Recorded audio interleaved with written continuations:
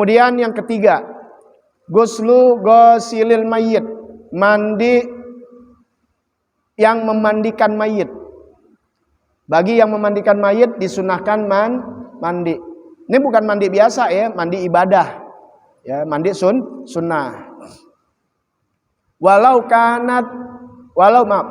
kanal mayyitu kafiron, sekalipun adalah mayitnya orang kafir.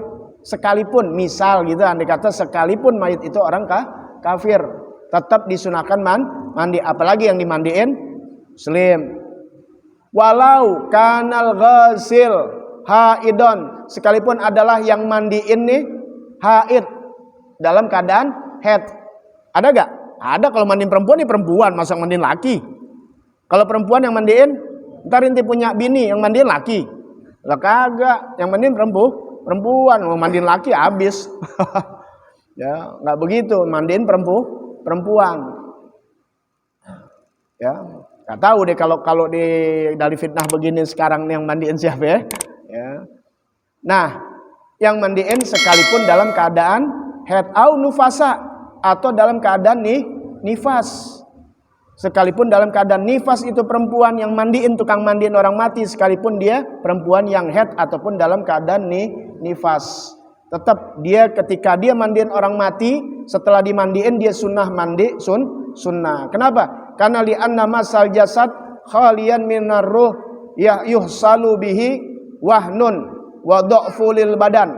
Karena menyentuh jasad yang kosong dari ruh, paham nih ya? Ketika inti menyentuh jasad yang kosong dari ruh, artinya mayit, akan inti dapetin yang namanya apa? Wahnun, kelemahan. Dha'ful lil badan, bikin lemah kita punya badan. Jadi kalau nyentuh mayit tuh kan orang mandiin kan gosok-gosok, nyentuh mayit, itu bikin badan kita lemah. Karena inti nyentuh satu anggota badan, jasad yang kosong dari ruh, nggak ada ruhnya. Maka ketika inti pegang-pegang, mandiin lemes. Ini kan mandiin, udah pernah mandiin orang mati kan? Karena udah praktek. Gimana habis mandiin orang mati? Lemes. Jangan anggap enak loh, ringan. Habis mandiin orang mati lemes. Paham tuh ya? Dia takut deh. Gak apa-apa, mandiin orang mati itu bikin lemes. Yang tukang mandiin orang mati tanya, capek dia lemes. Lemes beda, bukan soal capek, lemes. Gak ada gairah. Maka disunahkan apa? Mandi. Untuk apa?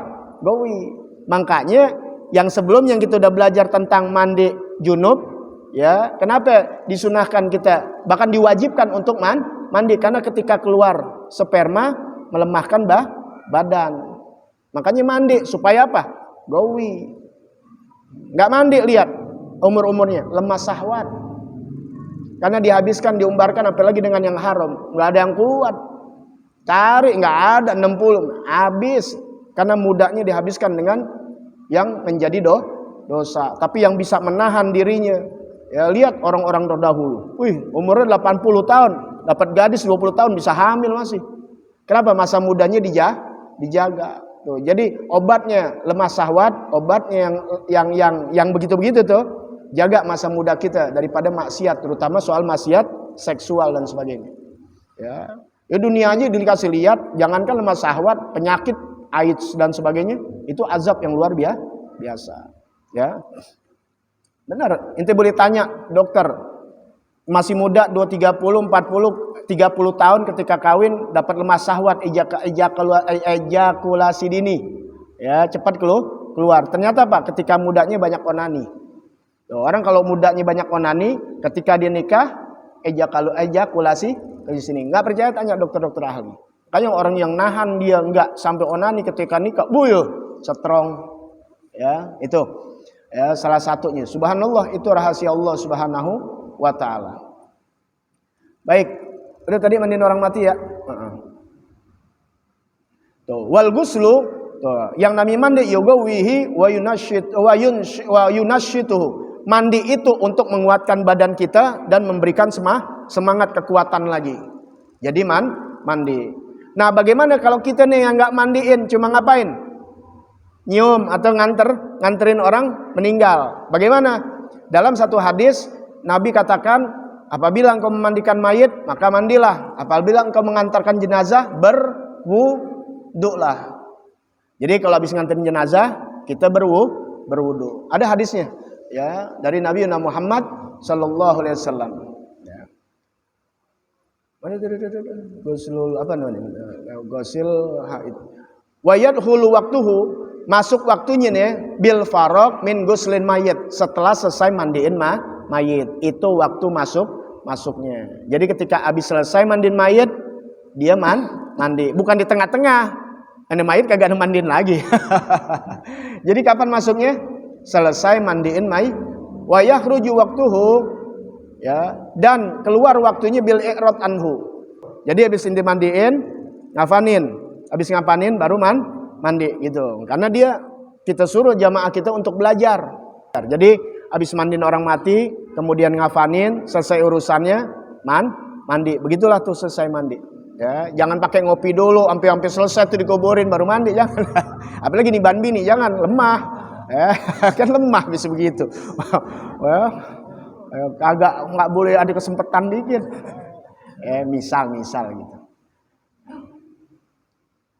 Yang keempat, ghuslul istisqa, mandi meminta hujan. Mandi juga tuh. Ada kan namanya sholat istisqa ya. Kalau ada sholat istisqa, kita disunahkan juga sebelum sholat istisqa mandi seperti mandi Jumat. Wa yadkhulu waqtuhu, masuk waktunya idza kana munfaridan inda iradatus shalah. Ya, ketika apa? Bersendiri ketika mau sholat.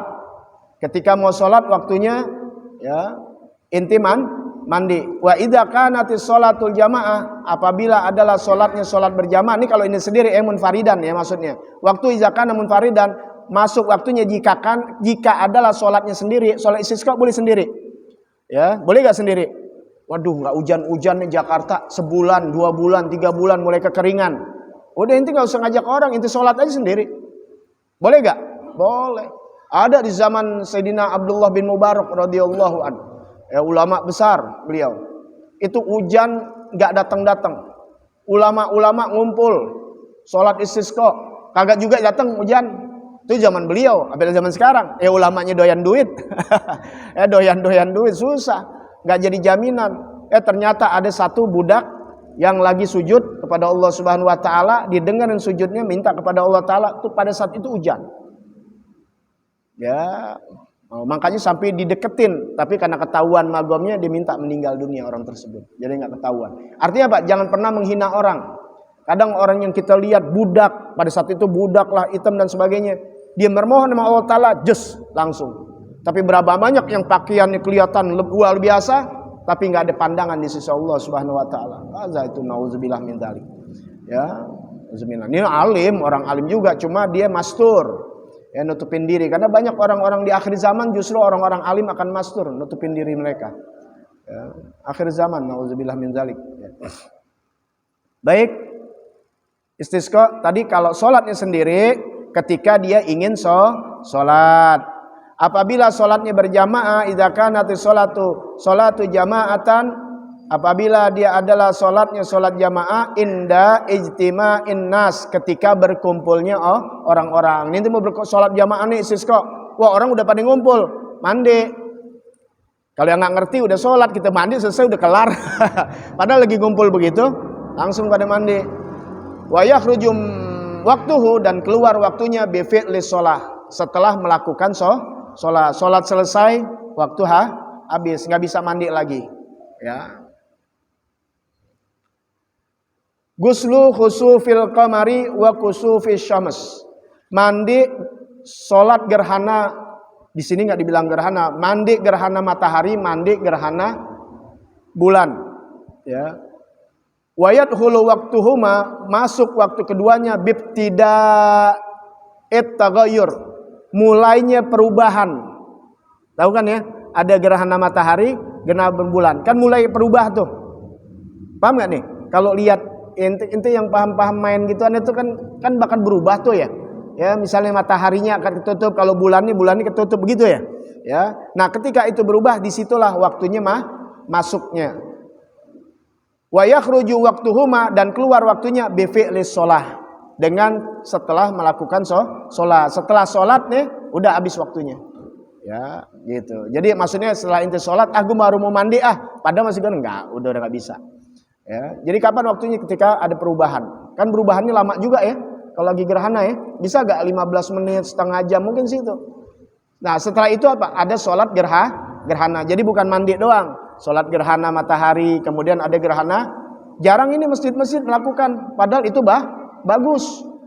Karena apa? Ya udah, memang ilmu udah berkurang, yang ngajarin maunya yang seremonial aja. Padahal sunnah Nabi ini. Jadi ketika ada gerhana, alhamdulillah sekarang zaman teknologi udah keren. Udah diberitahu seminggu sebelumnya bakal ada gerhana matahari. Zaman dulu mereka nggak tahu. Tahu ketika kejadian begitu cepat karena mereka udah tahu ilmunya. Wah, kejadian matahari gerhana, langsung mereka kumpul, mereka mandi, mereka sholat. Ya, tapi sekarang kita udah keren, dikasih tahu jauh-jauh hari bakal terjadi gerhana bulan, terjadi gerhana matahari, cuek bae udah. Paham nggak? Ya, ini gerhana matahari, gerhana bulan kayak sholat Jumat ya, nggak sendiri ya. Boleh sendiri? Enggak kan? Harus berjamaah seperti sholat Jumat. Sekarang nggak ada yang bikin. Gue mau gimana? Mengundang orang di rumah kagak kepake. Adanya di mana? Di masjid. Jadi kalau bisa masjid umumin. Dianggap lain sama orang, inti suruh ngaji lagi loh. Itu. Jadi kalau ada pengumuman, itu umumin aja bagi. Nah, nanti kita pelajarin. Jadi praktek. Kalau nggak praktek, pernah tahu nggak kita? Nggak tahu. Makanya kita selalu kalau ngumpul di rumah. Di bulan Ramadan kita praktek sholat apa? Tasbih. Ya, walaupun setahun sekali lakukan kita tasbih. Jadi tahu nggak? Tahu sholat tasbih? Nggak ada sekarang. Makanya ya usahakan masjid, musola, masjid dah. Ya, ketika tahu nanti bakal ini umumkan. Nanti di sini ada sholat gerhana matahari. Nah, kasih itu briefing sebelum terjadi misalnya jam 10, dari jam 9 suruh ngumpul. Kasih briefingnya. Dapat gak ilmunya pada saat itu? Jadi pas sholat enak, udah enak banget, udah dikasih tahu jam-jamnya. Kalau dulu mana ada jam ini belum, wah udah luar biasa. Ya, itu untuk gerhana matahari dan gerhana bulan.